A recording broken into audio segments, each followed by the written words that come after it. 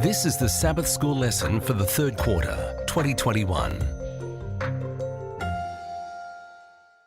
Lesson 1 from the series Rest in Christ is titled Living in a 24/7 Society, ready for teaching on July 3, and I'm Percy Harrold. Tuesday, June 29, Defining Rest in the Old Testament. Certainly we all need rest, which is why it's a theme found all through the Bible. Though God created us for activity, that activity is to be punctuated by rest. The Hebrew Old Testament, for instance, includes a number of terms denoting rest.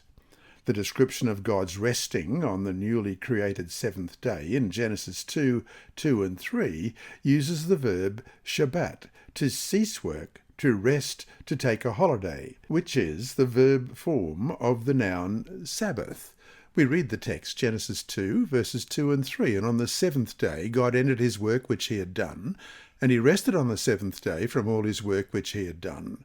Then God blessed the seventh day and sanctified it, because in it he rested from all his work which God had created and made.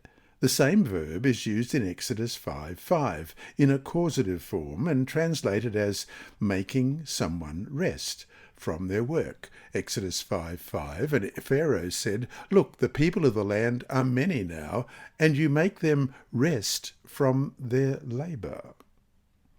Angry Pharaoh accuses Moses of making them rest from their labour. The reference to God's resting activity on the seventh-day Sabbath in the fourth commandment is expressed by the Hebrew verb form nuach, N-U-A-K-H, as in Exodus 20, verse 11, "For in 6 days the Lord made the heavens and the earth, the sea and all that is in them, and rested the seventh day. Therefore the Lord blessed the Sabbath day and hallowed it," and in Deuteronomy 5:14. "But the seventh day is the Sabbath of the Lord your God. In it you shall do no work, you nor your son, nor your daughter, nor your male servant, nor your female servant, nor your ox, nor your donkey, nor any of your cattle, nor your stranger who is within your gates, that your male servant and your female servant may rest as well as you." The verb is translated as rest in Job 3:13, or more figuratively, settled, referencing the Ark of the Covenant in Numbers 10:36. Job 3:13 reads, "For now I would have lain still and been quiet, I would have been asleep, then I would have been at rest." Numbers 10 verse 36 reads, "And when it rested he said, Return, O Lord, to the many thousands of Israel." 2 Kings 2:15 notes that Elijah's spirit rested on Elisha. And we read that in 2 Kings 2:15. "Now when the sons of the prophets who were from Jericho saw him, they said, The spirit of Elijah rests on Elisha. And they came to meet him and bowed to the ground before him." Another important verb form is shakat, S-H-A-Q-A-T, to be at rest, grant relief, be quiet. It is used in Joshua 11:23, where it describes the rest of the land from war after Joshua's initial conquest.